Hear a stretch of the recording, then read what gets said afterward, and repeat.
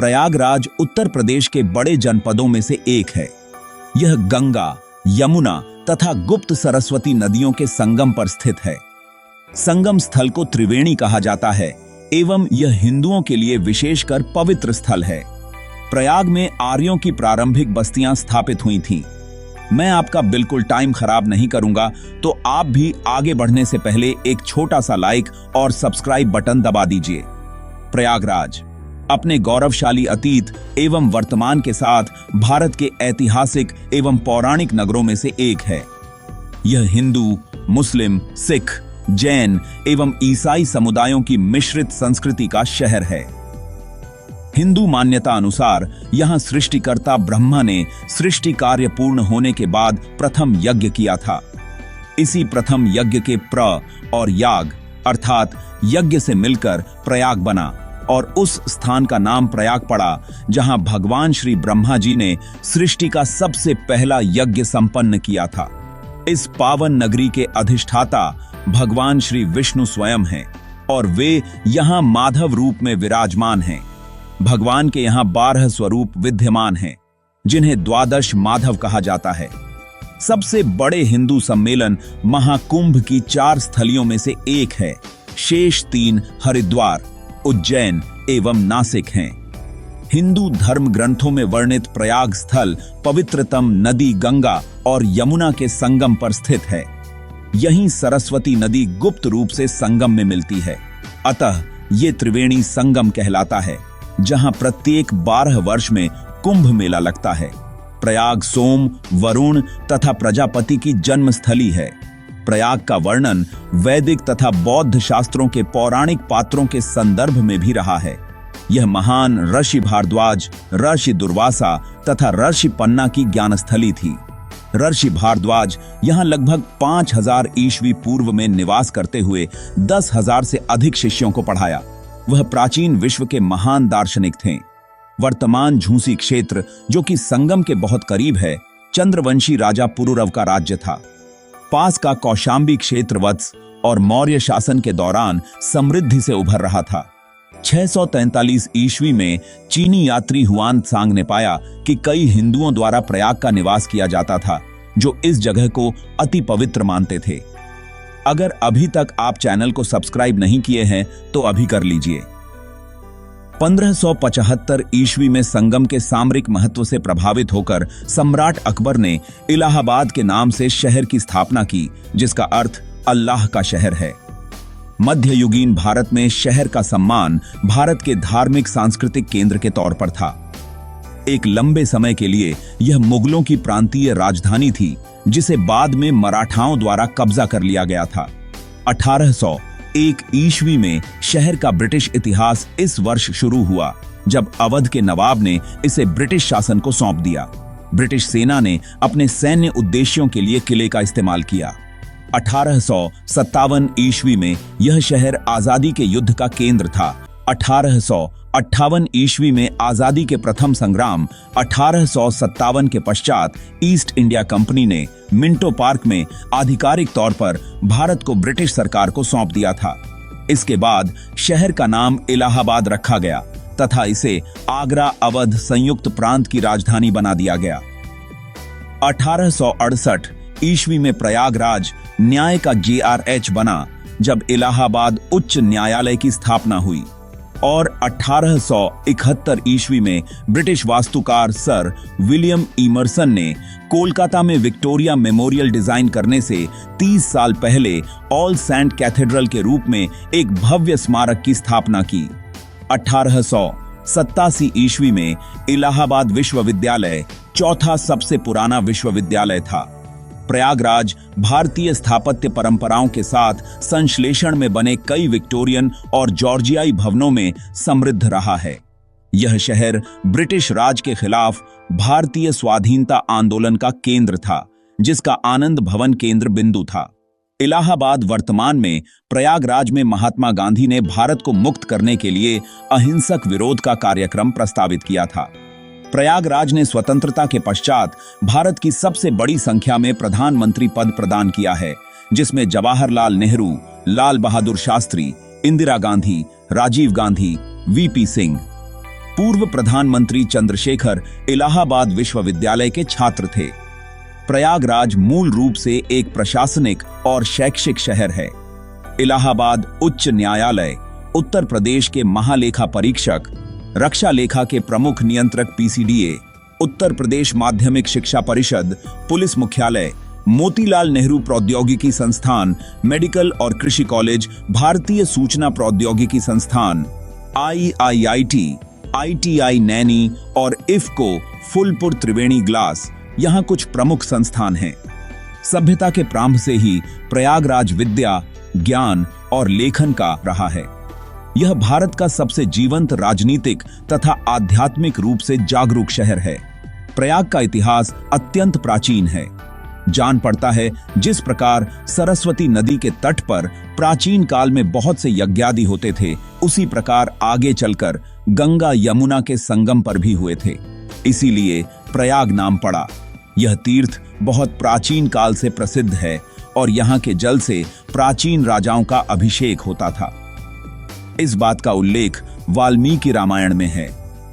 One जाते समय श्री राम प्रयाग में भारद्वाज ऋषि के आश्रम पर होते हुए गए थे। प्रयाग बहुत दिनों तक कौशल राज्य के अंतर्गत था। अशोक आदि बौद्ध राजाओं के समय यहाँ बौद्धों के अनेक मठ और विहार थे। अशोक का स्तंभ अब तक किले के भीतर खड़ा है, जिसमें समुद्रगुप्त की प्रशस्ति खुदी हुई है। फाहियान नामक चीनी यात्री सन 414 ईस्वी में आया था। उस समय प्रयाग कौशल राज्य में ही लगता था।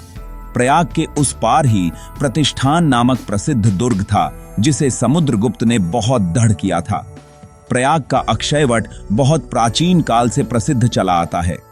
चीनी यात्री हुएनसांग ईसा की 7वीं शताब्दी में भारतवर्ष में आया था। उसने अक्षयवट को देखा था। आज भी लाखों यात्री प्रयाग आकर इस वट का दर्शन करते हैं, जो सृष्टि के आदि से माना जाता है। वर्तमान रूप में जो पुराण में मिलते हैं, उनमें मत्स्य पुराण बहुत प्राचीन और प्रामाणिक माना जाता है। इस पुराण के 102 अध्याय से लेकर 107 अध्याय तक में इस तीर्थ के महात्म्य का वर्णन है। उसमें लिखा है कि प्रयाग प्रजापति का क्षेत्र है, जहां गंगा और यमुना बहती हैं। 60 सहस्त्र वीर गंगा की और स्वयं सूर्य जमुना की रक्षा करते हैं। यहाँ जो वट है, उसकी रक्षा स्वयं शूलपाणी करते हैं। 5 कुंड हैं, जिनमें से होकर जाह्नवी बहती है। माघ महीने में यहाँ सब तीर्थ आकर वास करते हैं। इससे उस महीने में इस तीर्थवास का बहुत फल है। अभी तक आप चैनल को सब्सक्राइब कर ही लिए होंगे। अगर नहीं किए हैं तो प्लीज अभी कर लीजिए। संगम पर जो लोग अग्नि द्वारा देह विसर्जित करेत हैं, वे जितने रोम हैं, उतने सहस्र वर्ष स्वर्ग लोक में वास करते हैं। मत्स्य पुराण के उक्त वर्णन में ध्यान देने की बात यह है कि उसमें सरस्वती का कहीं उल्लेख नहीं है, जिसे पीछे से लोगों ने त्रिवेणी के भ्रम में मिलाया है। वास्तव में गंगा और जमुना की 2 ओर से आई हुई धाराओं और एक दोनों की सम्मिलित धारा से ही त्रिवेणी हो जाती है। शहर को मूल रूप से प्रयाग संगम के स्थान के नाम से जाना जाता था, एक ऐसा नाम जो अभी भी अक्सर इस्तेमाल होता है। इलाहाबाद में उत्खनन से उत्तरी काली पॉलिश वेयर की लौह आयु की जानकारी प्राप्त है। यह एक प्राचीन शहर भी है। प्रयाग के लिए कई संदर्भ दिए गए हैं। यह ऐसा स्थान माना जाता है जहां ब्रह्मा एक बलिदान के अनुष्ठान में भाग लिया था।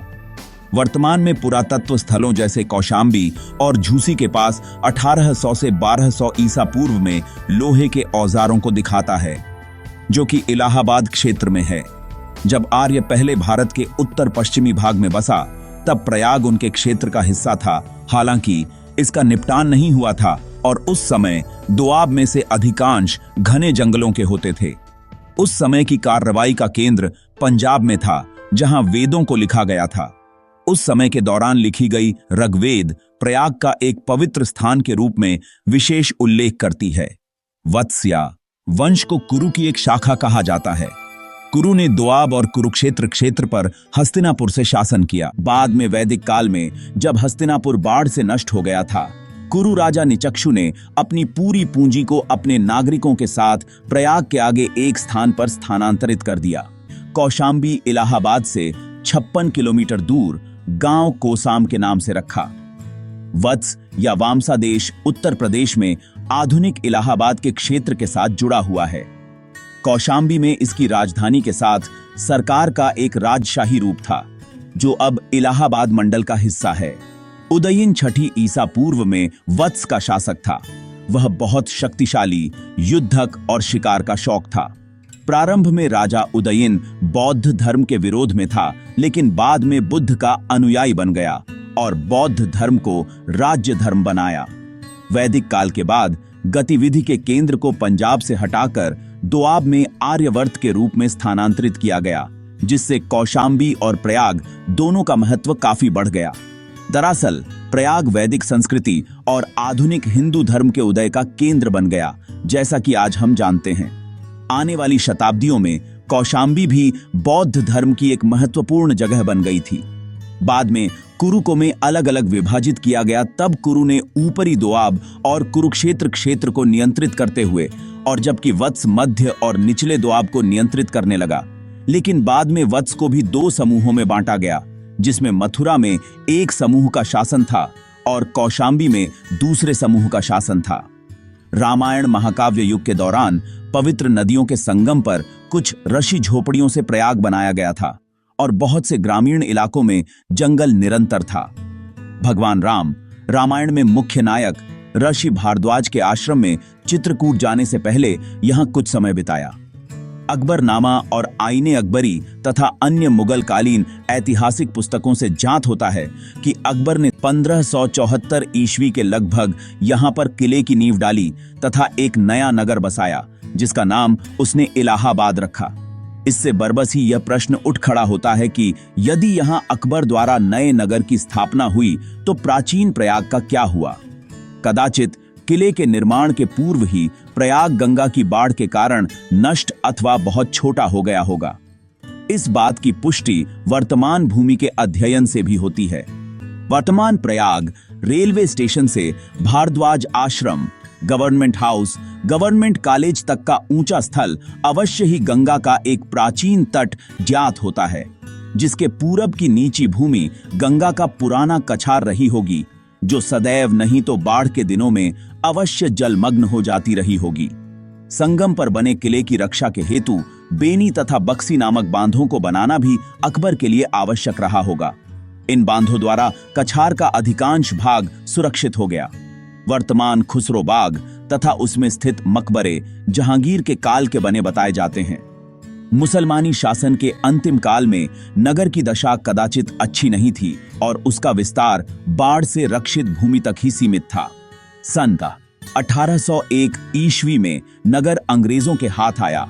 तब उन्होंने यमुना तट पर किले के पश्चिम अपनी छावनियां बनाई। फिर बाद में वर्तमान ट्रिनिटी चर्च के आसपास भी इनके बांगले तथा छावनियां बनी।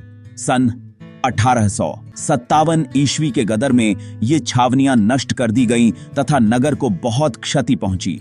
गदर के पश्चात 1858 ईस्वी में इलाहाबाद को उत्तरी पश्चिमी प्रांतों की राजधानी बनाया गया। वर्तमान सिविल लाइंस की योजना 1761 ईस्वी में बनी और 1775 तक वह पर्याप्त बस गई। यद्यपि इलाहाबाद और कानपुर तक की रेलवे लाइन गदर के पूर्व बन चुकी थी, तो भी नगर का व्यापारिक महत्व 1865 ईस्वी में यमुना पर पुल बनने के पश्चात बढ़ा। गत शताब्दी के अंत तक नगर में कई महत्वपूर्ण इमारतें तथा संस्थाएं निर्मित हुईं, जिनमें Mayo hall, more college, government press तथा हाई कोर्ट मुख्य हैं। चौक के चुंगी घर तथा पास के बाजार का निर्माण भी इसी समय हुआ। लगभग 50 वर्षों में नगर का विस्तार अधिक हुआ है। जॉर्ज टाउन, लूकरगंज तथा अन्य नए महल्ले बसाए गए। इलाहाबाद फैजाबाद रेलवे लाइन 1905 में तथा झूसी से सिटी रामबाग स्टेशन तक की रेलवे लाइन 1912 में बनी। इलाहाबाद इंप्रूवमेंट ट्रस्ट द्वारा नगर के बहुत से भागों में कई छोटी छोटी बस्तियां भी बसाई गईं तथा नई सड़कों का निर्माण हुआ। परंतु उत्तर प्रदेश की राजधानी लखनऊ चली जाने से इस नगर की उन्नति रुक गई।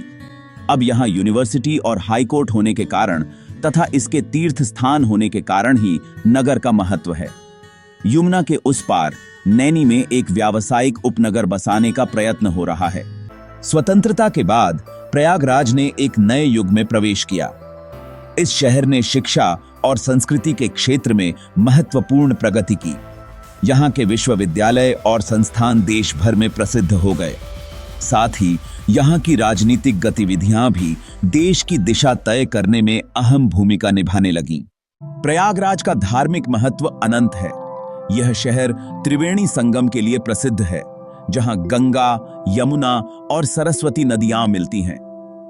हर 12 साल में यहां कुंभ मेला आयोजित होता है, जो दुनिया के सबसे बड़े धार्मिक आयोजनों में से एक है।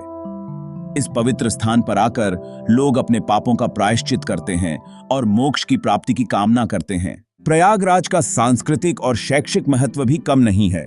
यहाँ के साहित्यिक और सांस्कृतिक कार्यक्रम हमेशा से लोगों को आकर्षित करते रहे हैं। इलाहाबाद विश्वविद्यालय, जिसे पूर्व में पूर्व का ऑक्सफोर्ड कहा जाता था, ने कई महान विद्वानों और नेताओं को जन्म दिया है। यहाँ का साहित्यिक इतिहास भी बहुत समृद्ध है, जिसमें कई प्रसिद्ध लेखक और कवि शामिल हैं। पुरातात्विक दृष्टिकोण से भी प्रयागराज का महत्व अद्वितीय है। यहाँ के किले, मंदिर और अन्य ऐतिहासिक स्थल इस बात के साक्षी हैं कि यह शहर प्राचीन काल से ही एक महत्वपूर्ण केंद्र रहा है। यहाँ के संग्रहालयों में कई महत्वपूर्ण अवशेष और कलाकृतियां संरक्षित हैं, जो इस क्षेत्र की समृद्ध विरासत को दर्शाती हैं। अगर ये वीडियो आपको अच्छी लगी है तो चैनल को लाइक, सब्सक्राइब और शेयर जरूर कर दीजिए। एक छोटा सा सब्सक्राइब बटन दबाकर हमें प्रेरित करें, ताकि हम और भी बेहतर कंटेंट बना सकें। आपका एक सब्सक्राइब हमारे लिए बहुत मायने रखता है। धन्यवाद।